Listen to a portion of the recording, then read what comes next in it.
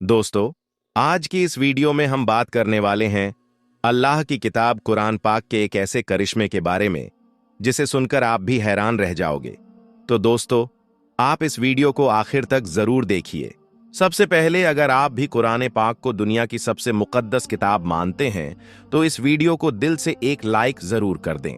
और अगर आपको वीडियो अच्छा लगे तो इस वीडियो को दिल से लाइक करें और अपने दोस्तों में भी इस वीडियो को जरूर शेयर करें। तो चलिए दोस्तों, शुरू करते हैं। दोस्तों, कुरान पाक इल्म का एक खजाना है।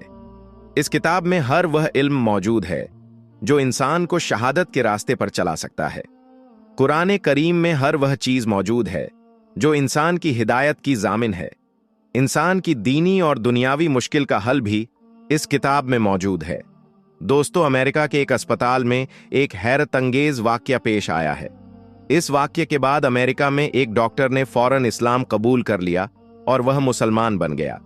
दोस्तों, हुआ यह कि अमेरिका के एक अस्पताल में डिलीवरी के 2 केस एक साथ आए। इनमें से एक औरत के लड़का पैदा हुआ और दूसरी औरत के लड़की पैदा हुई। उस अस्पताल का यह सिस्टम था कि उसमें बच्चे की पैदाइश के बाद बच्चे के हाथ पर उनकी मां का नाम लिखकर एक पर्ची लटका दी जाती थी। मगर इत्तेफाक से जिस रात इन दोनों बच्चों की पैदाइश हुई, उसी रात निगरानी करने वाले डॉक्टर छुट्टी पर थे और गलती से वह दोनों बच्चे मिक्स हो गए। अब उन डॉक्टरों के लिए अंदाजा लगाना मुश्किल हो गया था कि इनमें से कौन सा बच्चा किस मां का है, यानी कि लड़के की मां कौन सी औरत है और लड़की की मां कौन सी औरत है।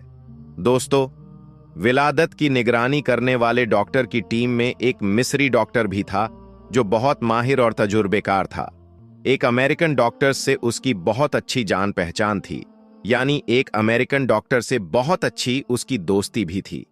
अब दोस्तों, यह दोनों डॉक्टर सख्त परेशान थे कि अब इस मसले का हल कैसे निकाला जाए और कौन सा बच्चा किस औरत को दिया जाए। इस परेशानी के आलम में उस अमेरिकी डॉक्टर ने मिस्री डॉक्टर से कहा कि तुम तो कहते थे कि तुम्हारी कुरान में हर मसले का हल मौजूद है, तो अब तुम ही बताओ कि इस मसले के लिए तुम्हारा कुरान पाक क्या कहता है। यह सुनकर उस मिस्री डॉक्टर ने कहा कि बेशक कुरान के अंदर हर मसले का हल मौजूद है, मगर आप मुझे कुछ वक्त दें ताकि मैं पहले खुद इसके बारे में अच्छी तरह से समझ लूं और इसके मुताल्लिक जरूरी मालूमात हासिल कर लूं। इसके बाद ही मैं आपको इसके बारे में बता पाऊंगा। दोस्तों, उसके बाद वह मिस्री डॉक्टर मिस्र गया और बड़े बड़े उलमाओं को इस मसले के बारे में बताया और इसके बारे में उसने उन आलिमों से पूछा और उस अमेरिकन डॉक्टर से होने वाली बातचीत का भी जिक्र किया। उसके बाद उन आलिमों ने मशवरा किया और उसको बताया कि कुरान पाक की सूरह अल निसा की आयत नंबर 11 है, जिसका तर्जुमा यह है कि मर्द का हिस्सा 2 औरतों के बराबर है, यानी एक मर्द की हिस्सेदारी 2 औरतों के बराबर है। आलिमों ने उस मिस्री डॉक्टर को बताया कि आपको इस आयत पर गौर व फिक्र करने की जरूरत है। इस आयत से आपके मसाले का हल हो जाएगा। दोस्तों, इसके बाद उस मिस्री डॉक्टर ने इस आयत पर गौर किया और काफी सोच विचार करने के बाद उसको आखिरकार इस मसले का हल मिल ही गया। फिर वह वापस अमेरिका आया और अपने दोस्त अमेरिकी डॉक्टर को बताया कि कुरान ने साबित कर दिया कि इनमें से कौन सा बच्चा किस मां का है। यह सुनकर अमेरिकी डॉक्टर बहुत हैरान हुआ और उसने पूछा कि यह कैसे मुमकिन हुआ। तो मिस्री डॉक्टर ने कहा कि हमें इन दोनों औरतों के दूध का वजन करना होगा और उसके बाद यह मसला हल हो जाएगा। खैर, उधर वह अमेरिकी डॉक्टर अब भी परेशान था और सोच रहा था कि यह कैसे साबित होगा कि कौन सा बच्चा किस मां का है। मिस्री डॉक्टर ने उसको बताया कि लड़के की मां में लड़की की मां के मुकाबले दुगना दूध पाया गया है, और यही नहीं बल्कि लड़के की मां के दूध में नमकियात और विटामिन भी लड़की की मां के मुकाबले 2 गुना पाए गए हैं। उस मिस्री डॉक्टर ने बताया कि कुरान में एक जगह पर लिखा हुआ है कि मर्द का हिस्सा 2 औरतों के बराबर होता है। बस जब इन दोनों औरतों के दूध का वजन किया गया तो उसने यह साबित कर दिया कि इनमें से लड़के की मां कौन सी औरत है और लड़की की मां कौन सी औरत है। यह देखकर वह अमेरिकी डॉक्टर बहुत हैरान हुआ और इस्लाम का कायल हो गया, और फिर उसने वहीं पर खड़े खड़े ही इस्लाम कबूल कर लिया और फौरन वह मुसलमान बन गया। सुभान अल्लाह। दोस्तों, कुरान एक ऐसा नूर है जो कभी भी मंद नहीं हो सकता है। कुरान एक ऐसा चिराग है जो कभी भी बुझ नहीं सकता है। कुरान एक ऐसा रास्ता है जिस पर चलने वाला कभी भी भटक नहीं सकता है। दोस्तों, हजरत अली रजी अल्लाहु ताला अन्हु ने फरमाया है कि तुम्हारे दर्द की दवा, तुम्हारी मुश्किलों का हल और तुम्हारे कामों और मामलों का जरिया कुरान है। कुरान एक ऐसी शिफा देने वाली दवा है जो तमाम बीमारियों का इलाज है और कुरान के जरिए तमाम दुख दर्द दूर हो जाते हैं। हमें चाहिए कि हम इस शिफा देने वाले नुस्खे को पढ़ें, इसमें गौर फिक्र करें, तमाम मुश्किलों और परेशानियों के इलाज के तरीके को पहचानें। अल्लाह ने क़यामत तक के लिए सभी मसाइल का हल कुरान करीम में पेश कर दिया है। हमें हर मामले में एक कुरान से रहनुमाई हासिल करना चाहिए। दोस्तों, अभी कुछ दिन पहले की बात है। अमेरिका के एक अस्पताल में एक औरत को बच्चा पैदा हुआ, मगर पैदा होते ही उस बच्चे की मौत हो गई, यानी कि वह मर गया। यह देखकर डॉक्टरों ने उस औरत को, यानी कि उस बच्चे की मां को यह बताया कि वह उन्हें माफ कर दें, वह उसके बच्चे को बचा नहीं पाए हैं और उसका होने वाला बच्चा मरा हुआ पैदा हुआ है।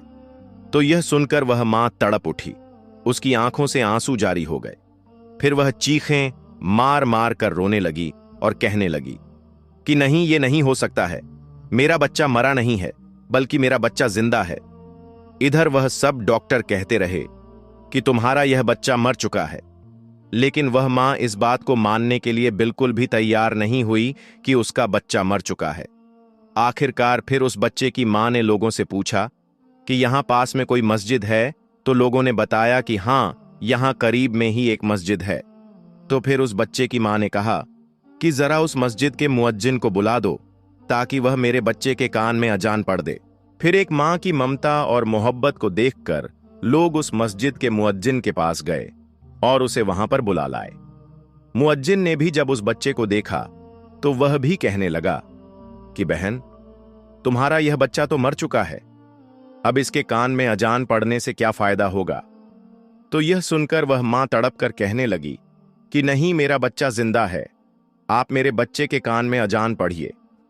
खैर, उस मुअज्जिन ने भी एक मां का दिल रखने के लिए उस मरे हुए बच्चे के कान में अजान पढ़ना शुरू कर दी।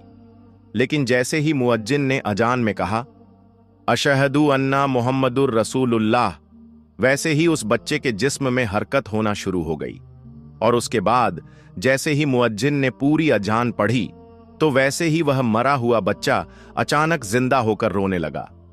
यह देखकर वह मां तड़प कर कहने लगी कि तुम लोग तो कह रहे थे कि मेरा बच्चा मर चुका है, लेकिन मैंने कहा था ना कि मेरा बच्चा जिंदा है, और आपने देख लिया ना कि मेरा बच्चा जिंदा है। जब डॉक्टरों ने अल्लाह के इस करिश्मे को देखा तो वह भी हैरान रह गए और वह मजबूर होकर कहने लगे कि जब एक अजान में इतनी ज्यादा ताकत है, जब अजान की आवाज सुनकर एक मरा हुआ बच्चा जिंदा हो सकता है, तो फिर जिसने अजान को बनाया है, जिसने इस तमाम जहान को पैदा किया है, उस खुदा के पास में कितनी ज्यादा ताकत होगी। उसके बाद अल्लाह के इस करिश्मे को देखकर वहां पर मौजूद तमाम डॉक्टर उस मस्जिद में गए और कलमा पढ़कर वह सब के सब मुसलमान हो गए।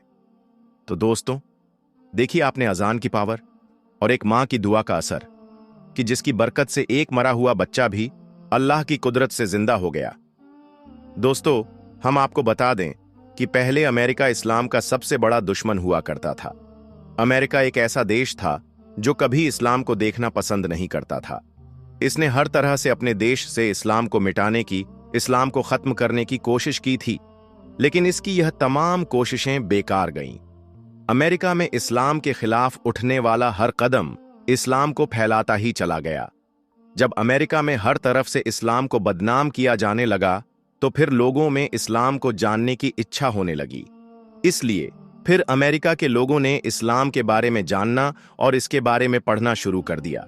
लेकिन फिर जैसे जैसे लोग इस्लाम के बारे में पढ़ते गए, वैसे वैसे उनके सामने सच्चाई आती गई और उनको मालूम हो गया कि इस दुनिया में इस्लाम ही एक सच्चा मजहब है और यही वह धर्म है जो सिर्फ और सिर्फ हक की दावत देता है।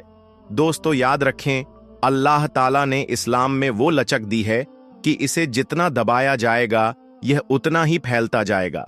और आज अमेरिका जिन हालात से गुजर रहा है उसको देखते हुए यहां तक कहा जा रहा है कि अब अमेरिका पहले जैसा सुपर पावर नहीं रहेगा, और साथ ही अमेरिका में इस्लाम का बढ़ता क्रेज भी इस बात की ओर इशारा कर रहा है कि आने वाले वक्त में अमेरिका पर सिर्फ और सिर्फ इस्लाम का ही राज्य होगा। और सिर्फ अमेरिका ही नहीं, इंशा अल्लाह पूरे यूरोप में इस्लाम छा जाएगा। याद रखिए कि इस्लाम था, इस्लाम है, और इंशा अल्लाह इस्लाम ता क़यामत ऐसे ही फलता फूलता रहेगा।